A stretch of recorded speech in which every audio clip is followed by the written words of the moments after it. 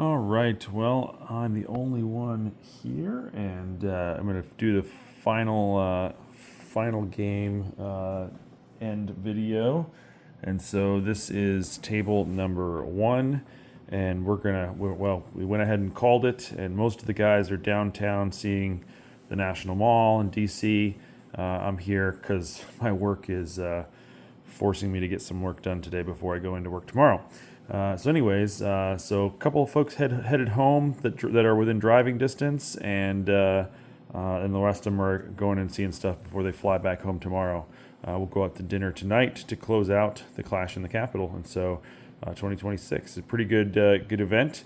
This game got called on at the end of turn 16. Not necessarily because it wasn't super close. It's just running out of time. Too much time taken on the table, and that happens sometimes.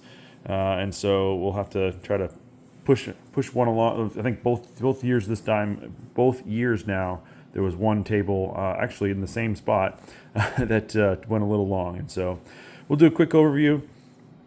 In the Pacific, what's going on is, of course, still nice solid hold on Anzac. This is the game where the Japanese did a surprise strike on San Francisco, and they held it for quite a few turns, but they've been not only repelled lightly, but pretty strongly. Their fleet was put out of supply by a bunch of subs surrounding Japan, which slowed their fleet down from returning from San Francisco. The Atlantic fleet came over, along with a few other planes and such, that then smashed the Japanese fleet and knocked most of it out. There's still some of it hanging around there off of Tokyo. But it was a skip China, and so because China got skipped, the KMT evolved really early. And they're getting a ton of Lend-Lease, and you can see movement air into Kyushu fairly strong. That's definitely not going to get kicked out. And so that's going to be problematic.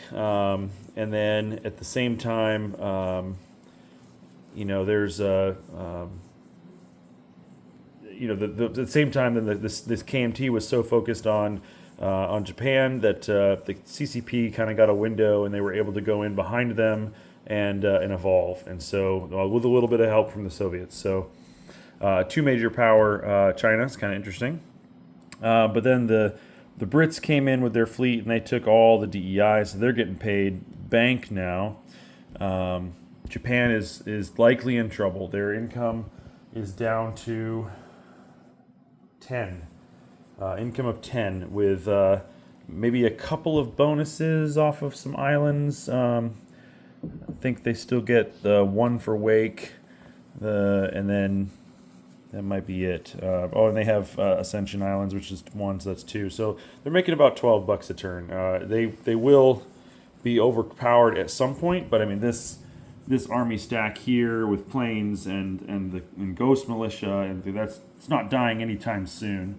It's going to take a little bit of work, and who knows, maybe they come over and try to pick up more of those guys out of Korea to get them back into Tokyo and just hang on to Tokyo. So we would see what would happen there, but it is definitely a collapse. But perhaps a little bit of an Allied over push into the Pacific, and that they definitely collapsed them hard. But getting that last point out of Tokyo is going to be very difficult as well. But then you come over to this side, and the Germans are now in Iran. And so the Allies are going to have to deal with that as well. And so they likely go ahead and take Iran here on turn 17. So that definitely can happen. And they've already pushed the Italians out of Africa. The challenge though is there's an airborne sitting in Tobruk. That's why you see stuff all along the rail now as they try to stop that airborne from going and taking territory along the rail, and then so that kind of a pain.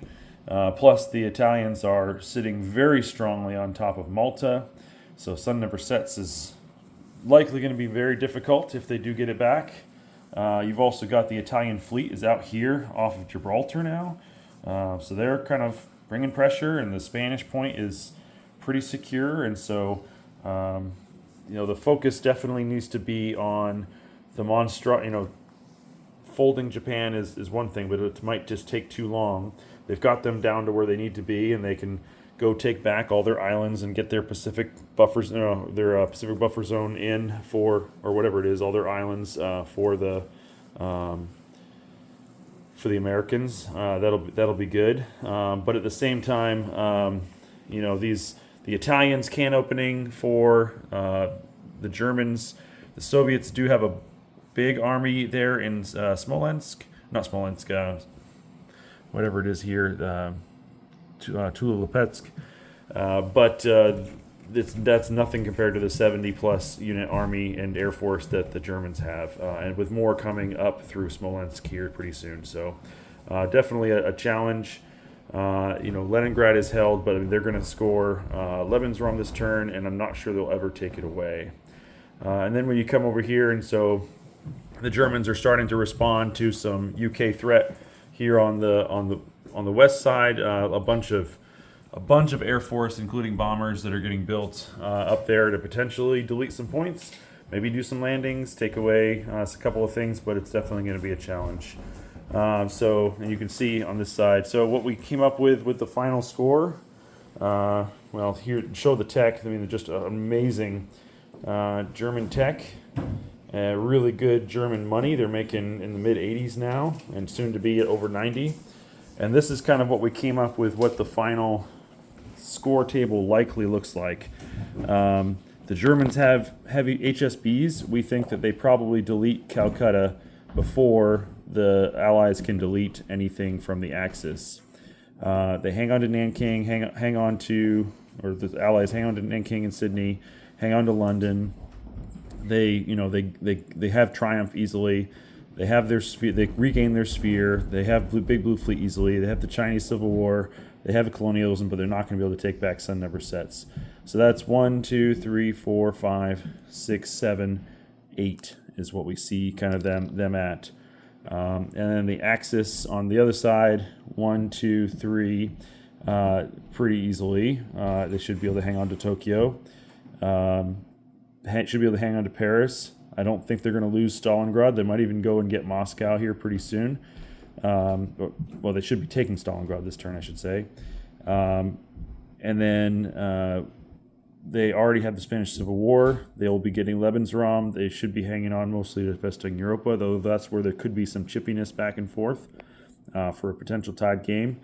And then, of course, we're not really talking about the Comintern score since they're doing so awful. So technically, it's like a 9 to 8 is what we see. But I mean, for all intents and purposes, it would be super difficult to predict, and really would need a lot more playing out to see what the final end result would be.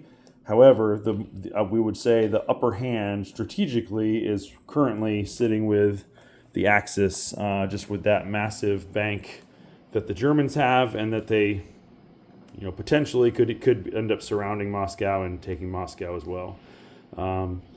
As long as they can hold off the Allies' strategic bombing on the west, and then go and do their own strategic bombing, which again they have HSBs and they're doing fantastic. So I mean, that's 3 heavy strategic bombers that are sitting all the way over in Donetsk, Kuban, and they own Iran to be able to bomb Calcutta. So yeah, interesting game. I wish we could have played it out if it had gone a little bit faster to see the result. I think I had just as much fun watching this game as I did playing my own.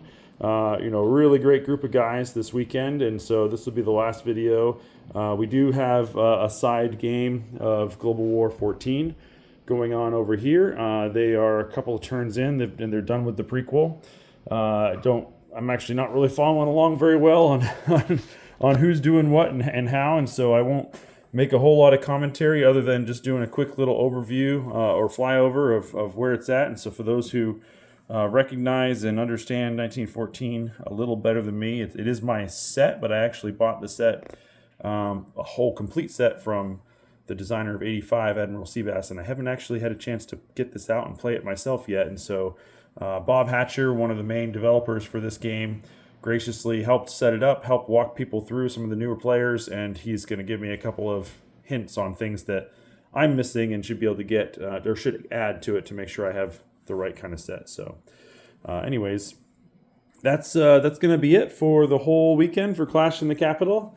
And thanks for those who have been following along and watching, and especially thanks to all the folks who came out and joined for the weekend. It really was a fantastic time.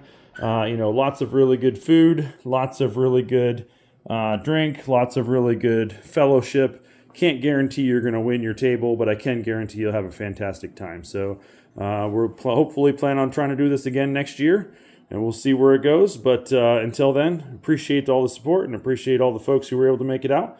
And we'll hand things off, and that's it from now. Cheers.